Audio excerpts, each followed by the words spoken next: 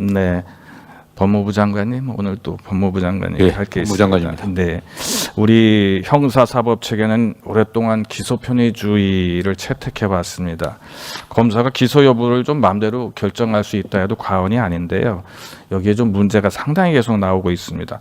기소해야 할 사건을 덮고 기소하지 말아야 될 사건을 무리하게 기소하는 거, 계속 문제가 되는 검찰권의 남용 아니겠습니까? 예, 그게 검찰 개혁의 가장 큰 원인입니다. 자, 몇 가지 볼까요? 이런 장면 우리가 수없이 보고 있습니다. 김건희 주가 조작 사건, 김학의 별장 성접대 사건.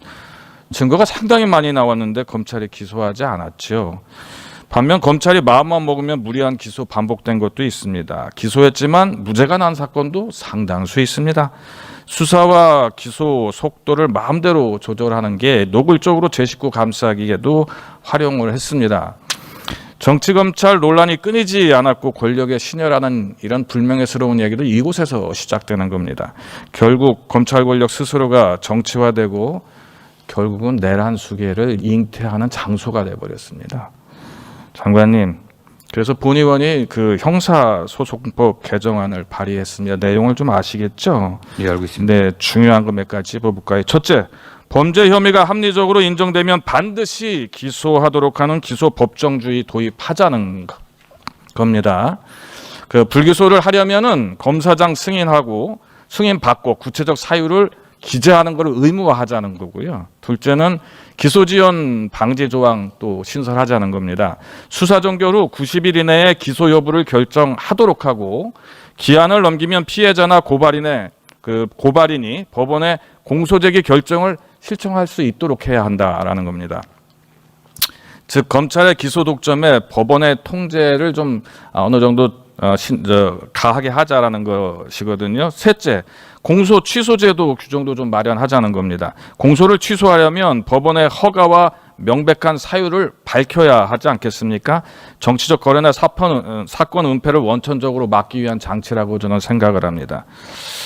기소 여부가 검찰의 마음먹기에 달려있는 구조에서 공정이나 신뢰 기대하기가 좀 힘들거든요. 이제 검찰의 기소권에서 투명성, 법적 통제 장치 좀 필요하다. 장관님, 기소법정주의 도입에 긍정적이신가요? 검토하십니까? 예, 어쨌든 뭐 입법 정책적인 과제이고 논의가 좀 필요하다고 보고 있습니다. 다만 정의환 의원님께서도 아시는 것처럼 검찰이 갖고 있었던 수사 개시 또는 그다음에 기소권들 이런 전반적인 거에 관련된 많은 문제가 있었기 때문에 지금 이걸 권한을 나눠 갖고 공소청 기소만을 전담하는 공소청 또 수사를 전담하는 중수청을 좀 나눠주는 입법이 통과되어 있습니다.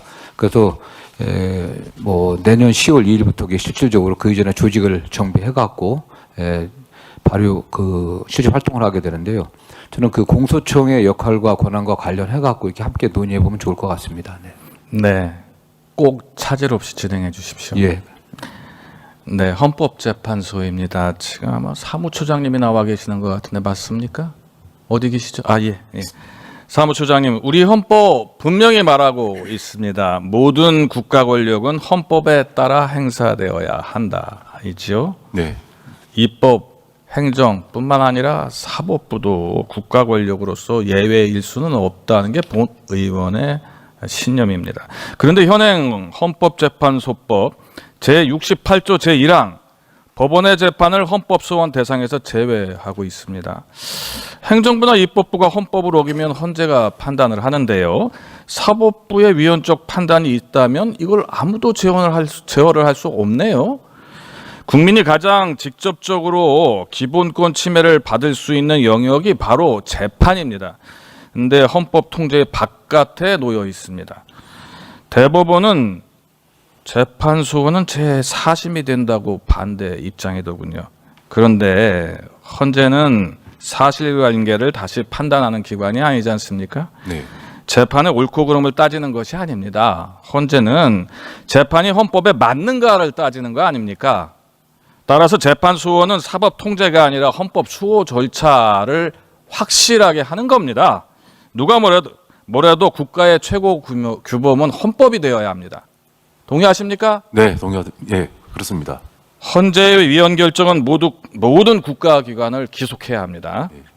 판사도 사람입니다. 신 아니죠. 실수할 수 있습니다. 그렇다면 그 오류를 헌법적으로 바로잡는 장치가 필요하다는 겁니다. 저는 재판소원 제도가 국민의 기본권을 지키는 헌법적 안전판이 될 수 있다고 생각합니다. 헌법재판소가 헌법의 최종 해석 기관으로서 마지막 보루 역할을 확실히 해달라 이 말씀 드리겠습니다. 자, 재판소원 제도 도입에 최선을 다해 주실 거죠? 예, 그렇습니다. 의원님 말씀에 전적으로 동의하고 있습니다. 그리고 국회에서 이번 기회에 재판소의 도입에 대한 입법적 결단을 해주신다면 저희 헌법재판소의 지금까지의 역량과 경험을 통해서 성공적으로 운영할 것을 약속드립니다. 네, 그 약속이 지켜줄 수 있도록 본 의원도 국회에서 최선을 다하도록 하겠습니다. 네, 감사합니다.